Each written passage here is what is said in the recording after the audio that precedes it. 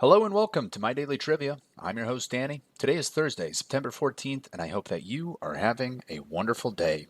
It's almost Friday. How can you complain? We're almost to the weekend. We're almost to the end of the week. Now, if this is your first time listening, I want to say welcome. My Daily Trivia is a 10-round quiz show with no specific themes, no specific topics, and no specific categories. We do, however, have a new episode every day, Monday through Friday, with each day getting progressively harder. So, of course, today is Thursday. We're almost to the end of the week, which means that we're almost to the hardest day of the week. So today will be relatively challenging. If you find this episode to be maybe a bit too challenging for your tastes, I encourage you to listen to it anyway. As a matter of fact, I encourage you to listen to every day of the week, no matter how hard it is, because you never know, you might surprise yourself. You might know the answer to a pretty difficult question. If, on the other hand, however, you find this episode to be a bit too easy, well, not to fear.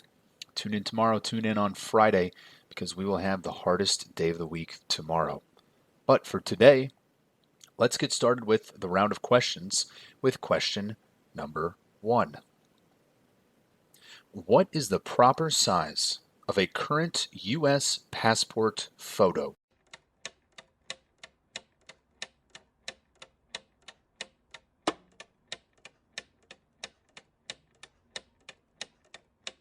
And that passport photo is 2 inches by 2 inches.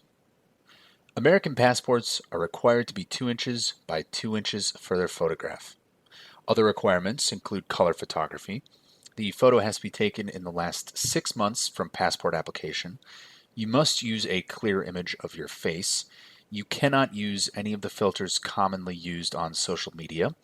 And you have to take it with someone else. You can't do a selfie. Someone else has to take the photo. Also, and I didn't know this one, but you have to take off your eyeglasses for the photo, which is interesting to me because there are a lot of people who wear eyeglasses every day, and so you would think that maybe you would want to know what they look like with those eyeglasses on. In any case, not only that, but you also have to use a white or off-white background without shadows, without texture, or without lines. And of course, it must be 2 by 2. Now, here's a little funny story for you that I think you might appreciate. As all of you know, my wife is from France, and when she lived there and she had to apply for her visa, for her American visa, they required a 2-inch by 2-inch photo. But of course, France, they don't take photos in inches. So she actually had to travel to a special place that took photos just for that purpose. They just took 2-inch by 2-inch photos purely for American purposes. So it's kind of fun to know that there are places out there that are specifically designated to take that 2-inch by 2-inch photo just for American purposes. So that was question number 1, but let's move on to question number 2. What is the geometric shape often associated with a get-rich-quick scam?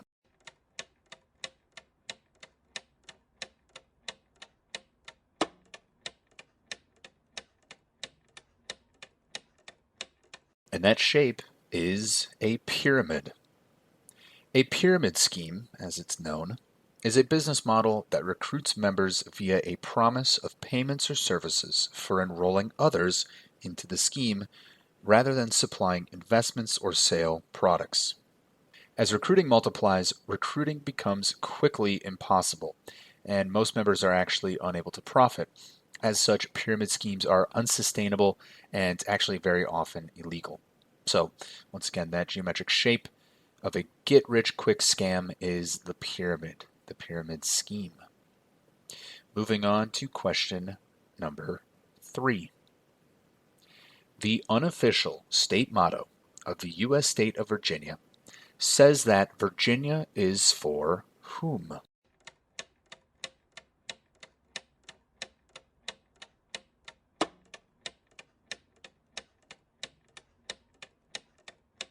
And the answer there is lovers. Virginia is for lovers.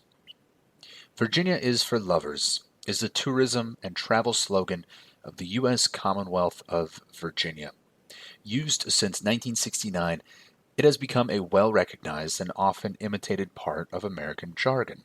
In 2012, Advertising Age magazine called, quote, Virginia is for lovers is one of the most iconic ad campaigns in the past 50 years, end quote.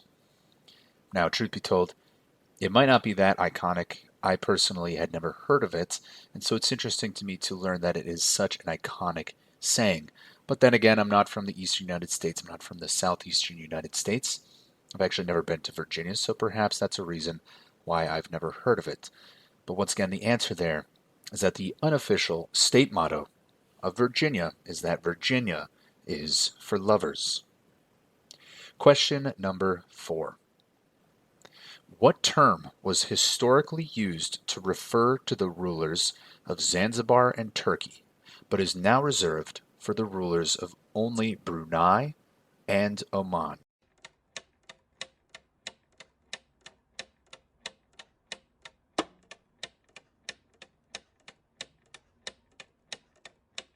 And that term is sultan. That's a sultan. A sultan is a position with several historical meanings. Originally, it was an Arabic abstract noun meaning strength, authority, or rulership. The term is actually distinct from king, though both refer to a sovereign ruler. The use of sultan is restricted to Muslim countries where the title actually carries religious significance, contrasting the more secular king, which is used in both Muslim and non-Muslim countries. And by the way, in Arabic, king is actually Malik. Now, the word for sultan always reminds me of the song Sultans of Swing by the famous British rock band Dire Straits, who they actually just lost a band member last week. So, shout out to Dire Straits, shout out to Sultans of Swing, and shout out to the sultans of the world, both past and present. Moving on to question number 5. What is the black glass that is produced by volcanoes?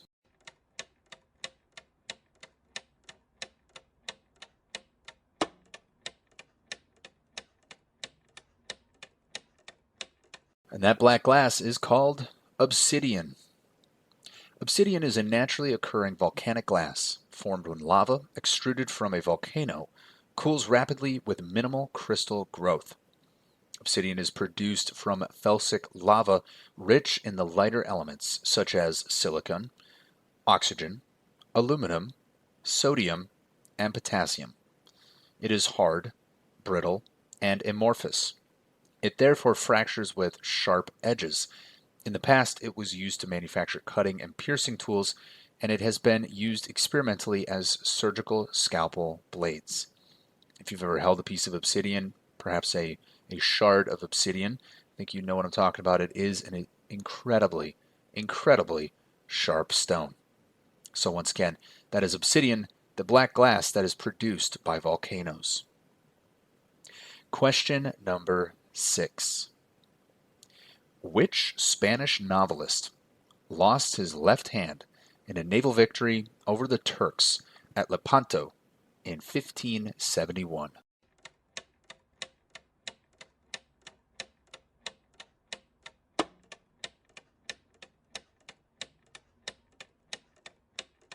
And that novelist was Saavedra. Miguel de Cervantes Saavedra was an early modern Spanish writer, widely regarded as the greatest writer in the Spanish language and one of the world's preeminent novelists. He is best known for his novel Don Quixote, a work often cited as both the first modern novel.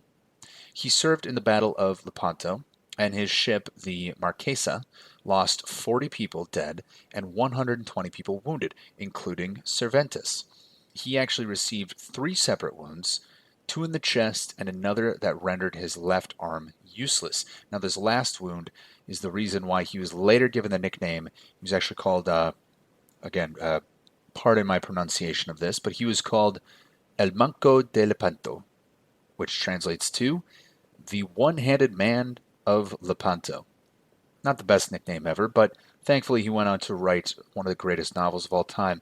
So he's actually remembered not necessarily as the one-handed man of Lepanto, but instead as one of the premier novelists of his time. So again, that was Miguel de Cervantes Saavedra. Moving on to question number 7. What was the name of General Robert E. Lee's horse?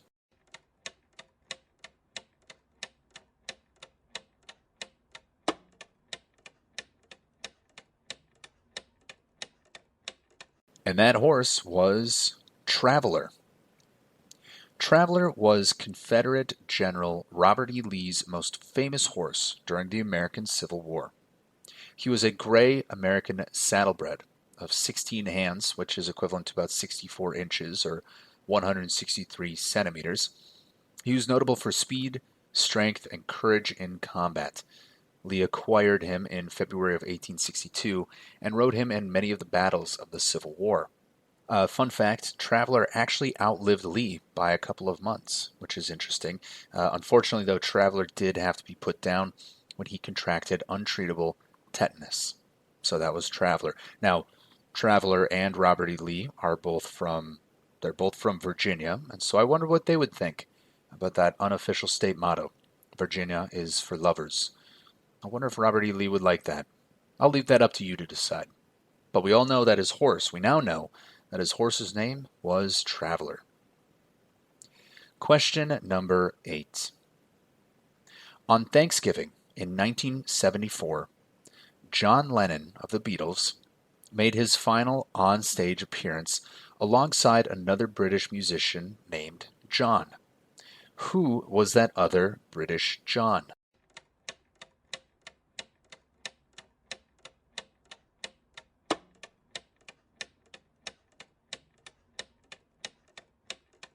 Now you have to think last name here because that was Elton John. On the 28th of November, Lennon made a surprise guest appearance at Elton John's Thanksgiving concert at Madison Square Garden in a fulfillment of a promise to John Lennon to join the singer in a live show if the song Whatever Gets You Through the Night, whose commercial potential Lennon actually doubted, reached number one. So he had a wager with Elton John that if that song got to number one, then John Lennon would join him on stage at a live show. Lennon performed the song along with Lucy in the Sky with Diamonds and I Saw Her Standing There, which he introduced comically as, quote, a song by an old estranged fiancé of mine called Paul. Of course, in reference to Paul McCartney. Now, interestingly enough, when I was reading about this, I actually read that this was the first time that John Lennon had performed in 2 years, which was interesting to me. I did not know that he had been on such a hiatus. Of course, this was his last appearance before his assassination. It would have been quite a concert to be at, seeing not only Elton John but also John Lennon live together at Madison Square Garden. I can only imagine. Moving on to question number 9. What is the word used to describe canvas, rattan, or willow containers used to carry fish?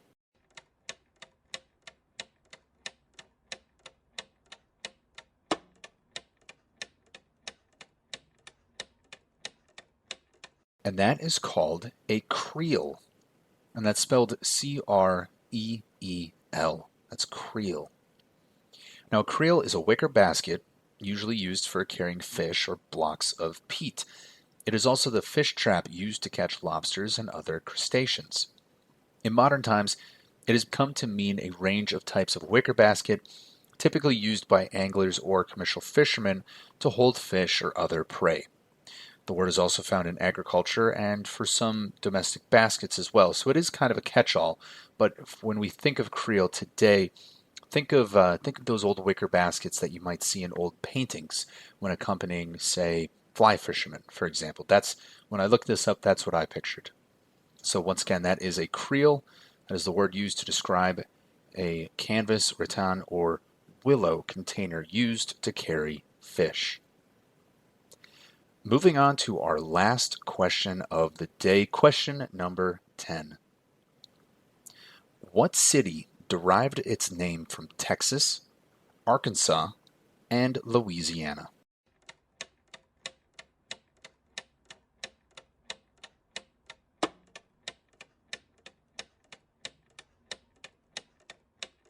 And that city is named Texarkana. Texarkana is a city in Bowie County, Texas, United States, in the Ark-La-Tex region. That's Ark-La-Tex for Arkansas, Louisiana, and of course, Texas.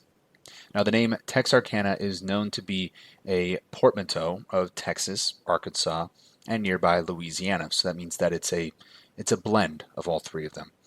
The city was created in the 1870s when three rival railroads came together to form a crossroad city to service the area. Now, nobody quite knows the history of where the name came from. There's a few different stories out there, a few different variations. In my opinion, neither of them are particularly interesting. But today, the city has grown with an overall metropolitan area with the population listed at 149,000 people living in Texarkana City of Texas. So that will conclude this round of My Daily Trivia. If you found this round to be a bit simple, well, check in tomorrow on Friday. We're going to have the hardest day of the week. I hope it's a good challenge for you. If, however, you found this episode to be a bit too hard for your liking, I encourage you to check in tomorrow anyway. I encourage you to listen to all episodes just in case you know the answer to a question. As always, we want to encourage you to tell your friends, tell your family, listen to the show. We're trying to grow the community here at My Daily Trivia. I want to thank each of you again for listening to My Daily Trivia. It truly means a lot to us. I'm your host, Danny, and I will see you all tomorrow.